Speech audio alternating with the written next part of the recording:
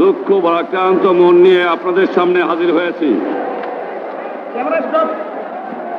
আপনারা সবই জানেন এবং বোঝেন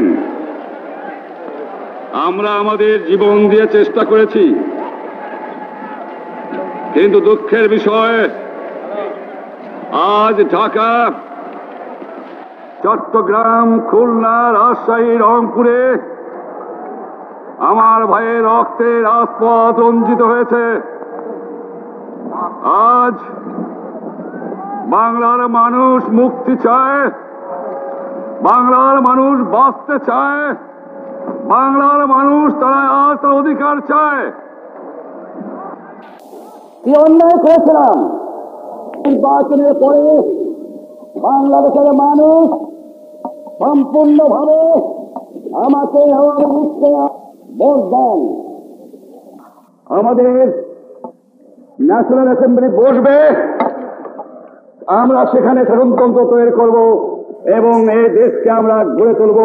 এদেশের মানুষ অর্থনৈতিক, রাজনৈতিক, সাংস্কৃতিক মুক্তি পাবে।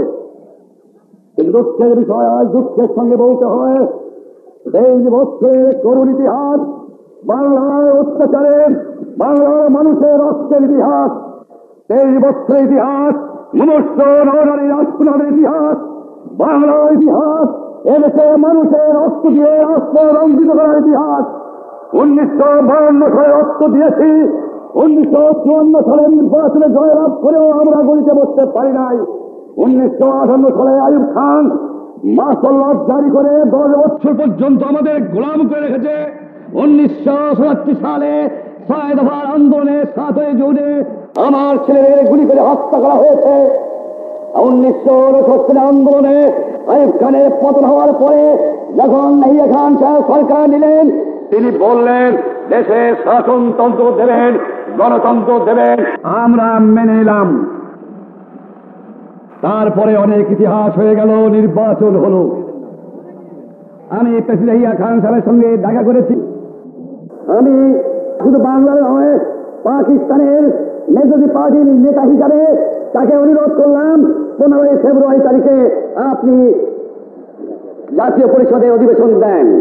তিনি আমার কথা রাখলেন না, তিনি রাখলেন ভুট্টো সাহেবের কথা। তিনি বললেন প্রথম সপ্তাহে মার্চ মাসে হবে। আমি বললাম ঠিক আছে, আমরা অ্যাসেম্বলিতে বসবো। আমি বললাম অ্যাসেম্বলির মধ্যে আলোচনা করব। এমনকি আমি এ পর্যন্ত বললাম যদি কেউ ন্যায্য কথা বলে, আমরা সংখ্যায় বেশি হলেও একজন যদিও সে হয়, তার ন্যায্য কথা আমরা মেনে নেব। ভুট্টো সাহেব এখানে এসেছিলেন, আলোচনা করলেন, বলে গেলেন যে আলোচনার দরজা বন্ধ না, আরো আলোচনা হবে। তারপরে অন্যান্য নেতৃত্বের সঙ্গে আলাপ করলাম, আপনারা আসুন, বসুন, আমরা আলাপ করে শাসনতন্ত্র তৈরি করি। তিনি বললেন পশ্চিম পাকিস্তানের মেম্বাররা যদি এখানে আসে তাহলে কসাইখানা হবে অ্যাসেম্বলি। যদি কেউ অ্যাসেম্বলিতে আসে তাহলে পেশোয়ার থেকে করাচি পর্যন্ত দোকান জোর করে বন্ধ করা হবে। আমি বললাম অ্যাসেম্বলি চলবে। তারপরে হঠাৎ 1 তারিখে অ্যাসেম্বলি বন্ধ করে দেওয়া হলো। আমি বললাম যে আমি যাব। ভুট্টো সাহেব বললেন তিনি যাবেন না। 35 জন সদস্য পশ্চিম পাকিস্তানের থেকে এখানে আসলেন। তারপরে হঠাৎ বন্ধ করে দেওয়া হলো। দোষ দেওয়া হলো বাংলার মানুষকে, দোষ দেওয়া হলো আমাকে। বন্ধ করে দেওয়ার পরে এদেশের মানুষ প্রতিবাদ মুখর হয়ে উঠল। আমি বললাম শান্তিপূর্ণভাবে আপনারা হরতাল পালন করেন। আমি বললাম আপনারা কল কারখানা সবকিছু বন্ধ করে দেন। জনগণ সাড়া দিল, আপন ইচ্ছায় জনগণ রাস্তায় বেরিয়ে পড়ল। তারা শান্তিপূর্ণভাবে সংগ্রাম চালিয়ে যাওয়ার জন্য স্থির প্রতিজ্ঞাবদ্ধ হলো। কি পেলাম আমরা? আমার